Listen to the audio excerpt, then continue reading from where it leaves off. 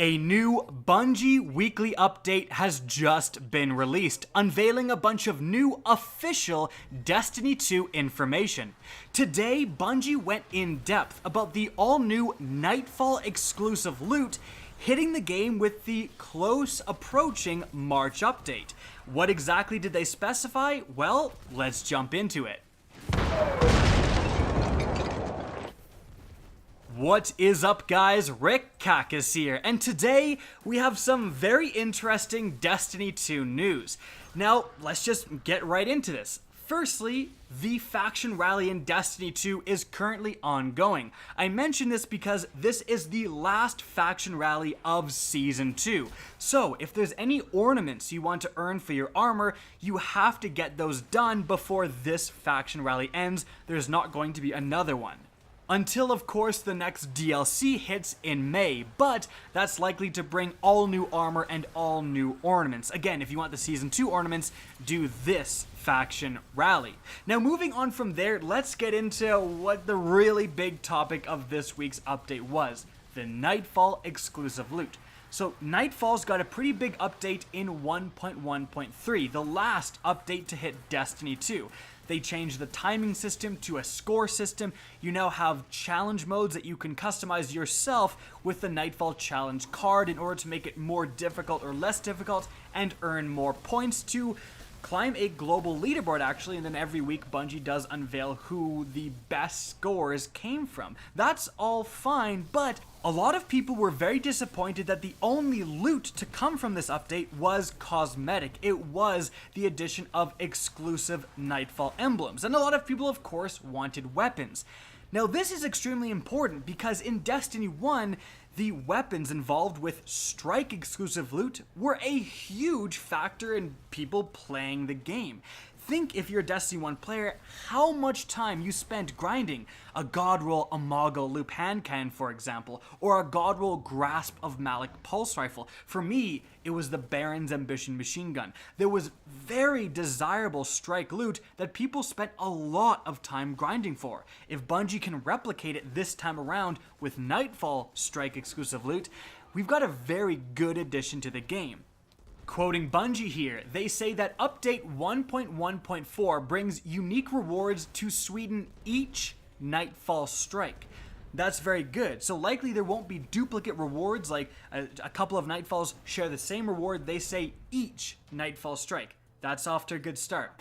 They then quoted what they said last time they addressed Nightfalls, with the highlighted text here in this quote being, each terrible villain that players face should have a very rare and powerful unique item, themed to them, that tumbles to the ground as they collapse into a pile of bones.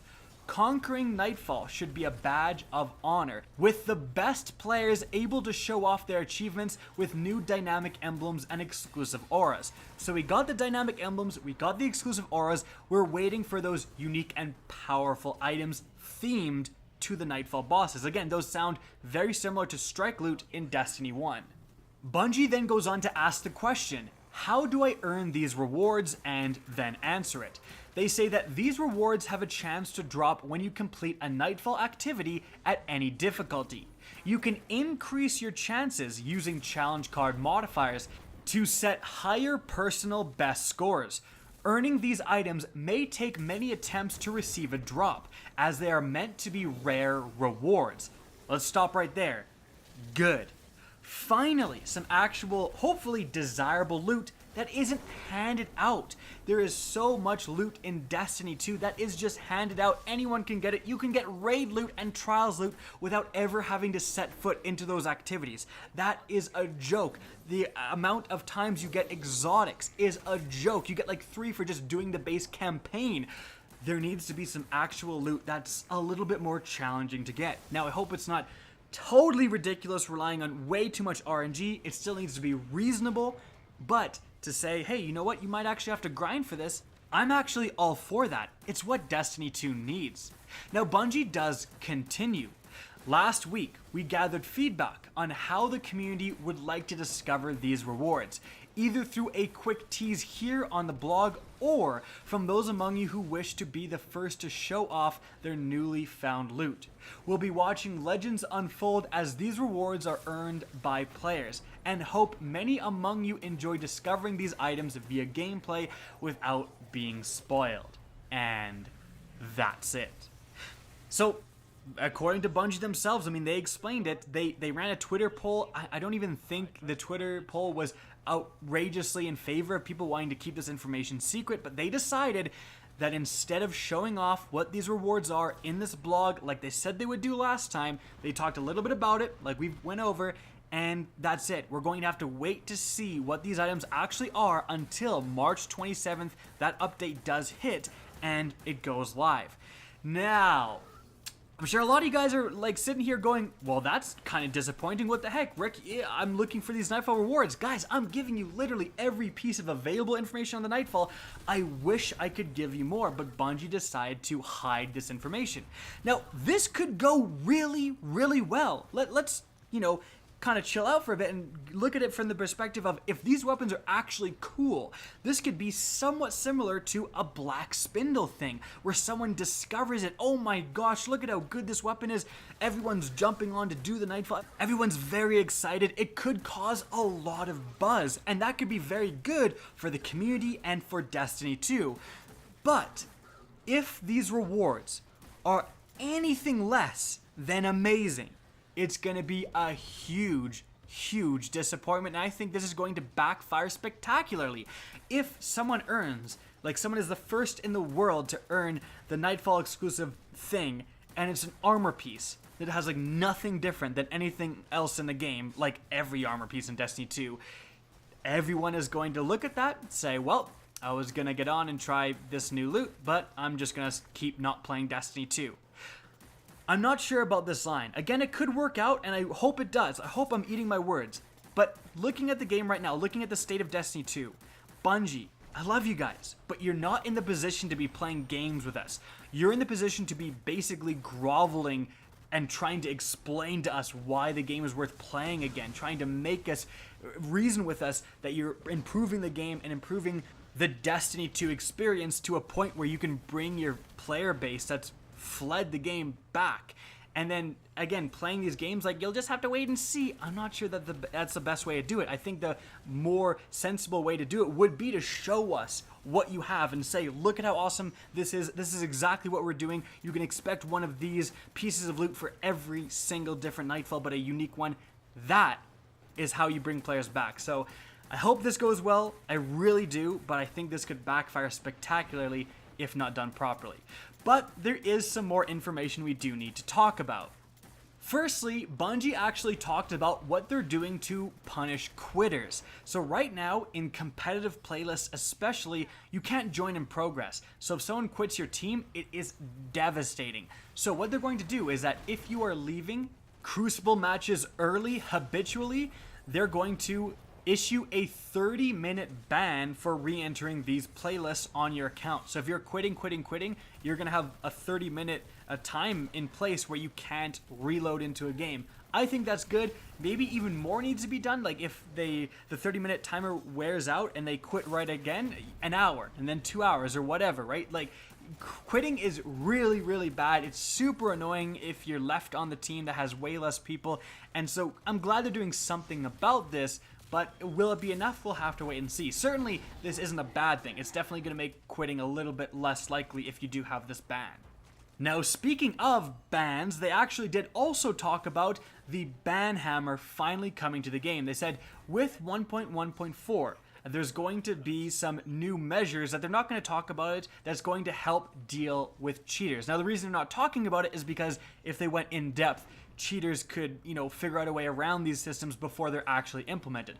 And they said that they're going to look at people who are habitually cheating, people who are gaming the system, and they're actually going to bring out the ban hammer, which I want to mention because I know right now Trials is infested with DDoSers, people who attack your modem and force you to disconnect from the game.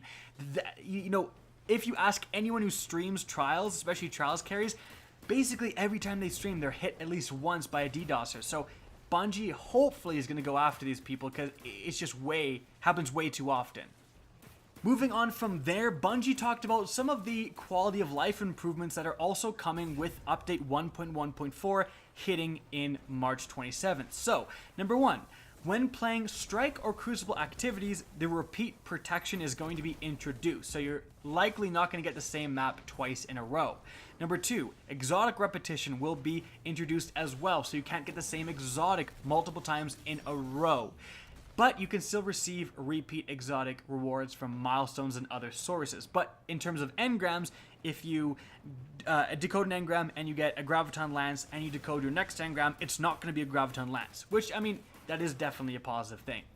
Next up, increase the max power handicap from 40 to 45 on the Nightfall Challenge card. So those of you who've been doing level 40 on the Nightfall Challenge, you have the opportunity to get a little bit harder when the March update hits. After that, the timer to activate patrols has been reduced from 3 seconds to 1 second, so you can activate patrols a lot faster. Fixed an issue where players could be prevented from reaching the boss encounter in a garden world. They fixed an issue where some emblems were not displaying what statistic they track. And then they fixed an issue where applying or previewing a shader on an item would return the players to the top page of the shader inventory. So just some baseline stuff, improvements, and so on. Now, something I'm sure a lot of you guys want to know is, okay, so March 27th, this big update comes out. When? Like, when can I get on? When can I play? Well, Bungie talked about that. So, at 9 a.m. Pacific, the Destiny server maintenance is scheduled to begin, and players will no longer be able to sign in to Destiny services.